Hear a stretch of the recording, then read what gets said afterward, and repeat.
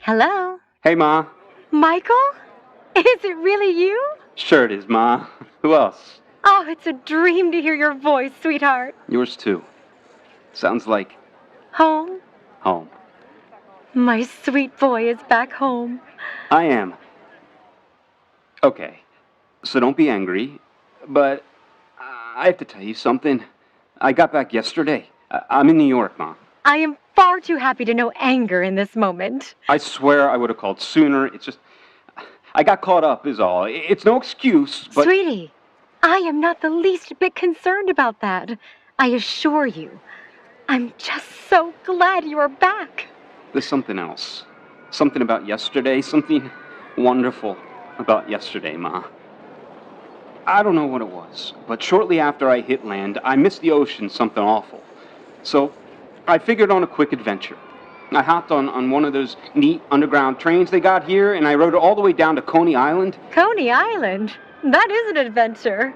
What a wonderful thing. Oh, it's everything they say it is. Well, I'll bet.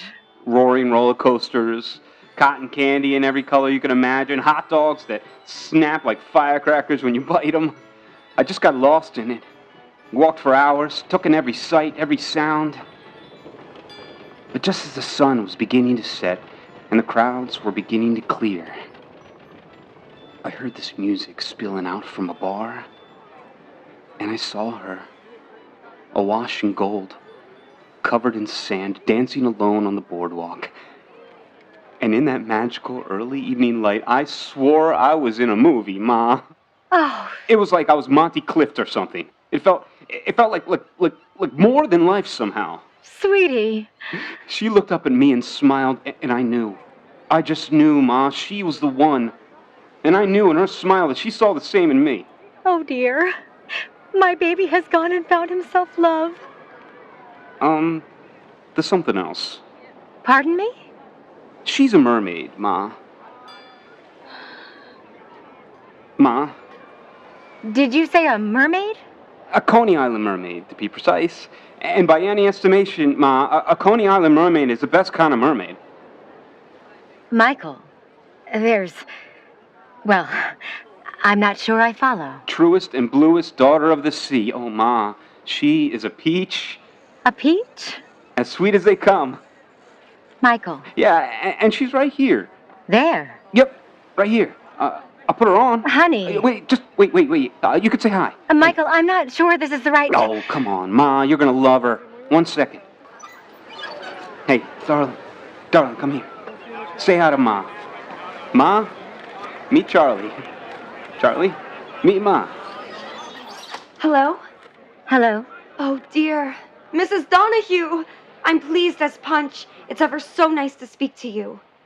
You are going to have to excuse me if this so sudden introduction does not elicit a satisfactory exchange, Charlie. The news of all this is a bit overwhelming. I am pleased to meet you, but... I understand. You do? It all sounds very strange, but I can explain it all. I promise you that. Strange wouldn't be the word I would choose to articulate this. I'd call it very coincidental, Charlie. Sobering, even if I may be more direct. I have concerns as to what this is. This is a dream written on the stars, Mrs. Donahue. Destiny. Beauty in the purest form the gods can offer it. I assure you that you need not trouble yourself to consider otherwise. If you could see it from my perspective, you would think different. Michael found me. I found Michael. And on that boardwalk, we found us. Well, that's beautiful. Isn't it? I've got a question. I'm sure that you have many. I mean, how often does... Charlie, what is it that you want of my Michael? Mrs. Donahue, I'm not sure If you know. If you really know, it's not a difficult question, Charlie. Is it? Well, sure I know. Then please, tell me. I want his smile to light the rest of my days like fireworks in a night sky. I want his arms to hold me when I doubt myself. when I hurt. For him to love me and to accept my love in return. That's all I want. Forgive me if this seems rather forward and a tad abstract, but I assure you it's relevant to my concerns. I knew someone once. This was before Mr. Donahue. You see, this man, he adorned his whole world with fantasies of the sea, miniature ships, weathered nautical charts, and mermaids. A man among mermaids, as friends called him. And you loved him? I did. I loved him very, very much. I can tell. It's not something I could ever hide. What happened? I lost him. I'm sorry. And I am sorry to tell you that there is no such thing as mermaids, Charlie. You're wrong. Charlie, You are. why are we going to play this game when we both know what it is? Well, what is it if not what I just told you? Destiny. It's dangerous. Dangerous how? Dangerous in the way that when you break my son's heart, I'm left to see him hurt. You won't see that. And why won't I? Because I won't hurt him, Mrs. Donahue. You're hurting him now. He's happy. I'm so happy. How am I hurting him? By making him believe in make-believe. I didn't make him believe anything. It's just who he is. And who are you? I'm not make-believe. There is no such thing as mermaids. Okay, challenge accepted. If I gotta, I gotta. Excuse me? Gotta what? You've never seen a child's eyes on Coney Island, Mrs. Donahue. Can't say that I've been. Can't say that I have seen. Well, I'm sure that you are well aware that there's no shortage of spectacle. I am familiar with the attractions. Well, I saw this little boy holding his mother's hand on the boardwalk one day. His eyes as bright and big as freshly dipped candy apples. And I noticed how the lights danced inside of them as he gazed upon what would be his very first chance to fly. But as he looked at all the rides he would ride, he turned toward the ocean. And what I saw in that child's eyes, what I saw in them were the reflections of 1,000,000 mermaids. And I swear to you, I'm not sure I even believed in myself until I saw the way he did. I'm terrified for what you believe yourself to be. What my son believes. And to be truthful, even what that little boy believes. I've seen too much. I'm far from a child, dear. And would you consider that maybe that's the problem? There was no limit to that boy's happiness that day. There was sun, there was sea, and there were things he saw. Gosh, that made him believe there were no limits in the world at all. Right now, that's the life I'm living. And I'm ever so grateful for that. And I would be grateful for just one thing. One thing that would make me hopeful for what lies ahead for you and Michael. Gosh, I need that. Because I have fears. You ever ride a roller coaster? I haven't. It's about embracing the fear as part of the fun. And I believe that's not so different from life. Mrs. Donahue, I was called to shore. I knew there was better. Something there waiting for me. And I found the most dashing and kindest sailor I ever could imagine. And I hugged him and held on to him as if the world was about to end. My hope has just begun. And I've got enough to share with Michael, with you, if you let me. Well, he's a Navy man. He's an adult. What's a mother to do? She can believe in a mermaid. A Coney Island mermaid? We're the best kind. So I've heard. I've got sand in my shoes and love in my heart. That man that stands outside this booth, your son, he's everything that I dreamed of. my call to shore. He's the world. He is indeed the world. On this we can certainly agree. About Mr. Donahue. What about him? Do you love him? I learned to. I learned to love him very much. Does he know about Michael? What about Michael, Charlie?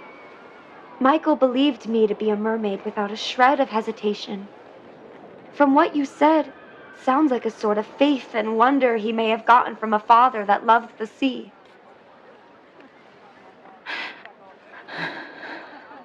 I'm sorry, you don't... Mr. Donahue does know. That's a story for another day. But he loved me, and he loved Michael, and raised him up to be the man he is despite. Pride never stopped him from being the best father and husband he could be. There are storybooks written about my kind. But what is there to speak for a man who unselfishly loves a child as his own, while his wife's heart belongs to another? It is a rare thing. About as rare as a mermaid? Sure it is. Rare as a mermaid. And you said there was no such thing. I did. I know you don't believe in me. And I know you probably won't believe in me. And that's fine. But at least believe in him. Everyone needs a mermaid, Mrs. Donahue. Otherwise, what's the point? Thank you, Charlie. And what about Michael? Does he know? About his father? Hey, what's this? Hey, easy. Looks like we got a fish out of water. Hey, She's coming with us, pal. You're coming? leave her alone. Hey, Hello. watch it. Honey? What are you doing? Time to throw a little mermaid back in the tank. Bellevue misses you something awful, Charlie. Bellevue? What are you talking about? Honey, I won't go back there. I won't. No one believes me. I am a mermaid. It's the truth. Hey, I'll prove it. easy. I will. We're taking her back where she belongs. She's a sick girl, mister. Officer. Go. Go. Welcome, lady. No. sweetheart, I gotta go, Mom. Sorry. I'll come there if you need me. I'll take care of it. There has to be some misunderstanding here. Relax. I gotta go. I'll call you later.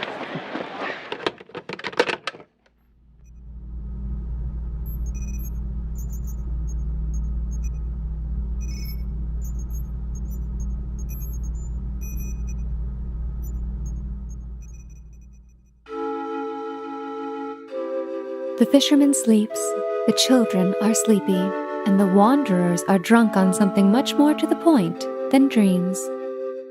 The excited night dissolves into an early AM exhaustion. You can walk amidst the ruins of spilt sugar, misplaced prizes, broken bottles, and curse the fleeting. Or you can persist, refusing to let it all end. There's music playing somewhere. It's familiar. There are lights still lit, and within each breath of a neon shine is the tone of color you have never seen. You just have to look for it. There are more moments to be lived, and if you are one of the mad few, you hug it at its heart.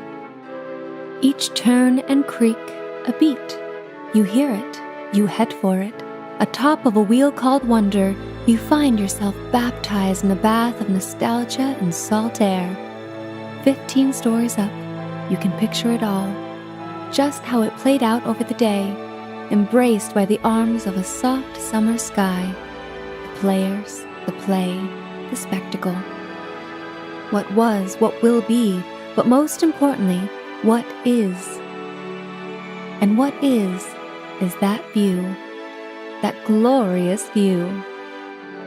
You gaze out to a sea filled with secrets, and you look for the mermaids you are certain are there.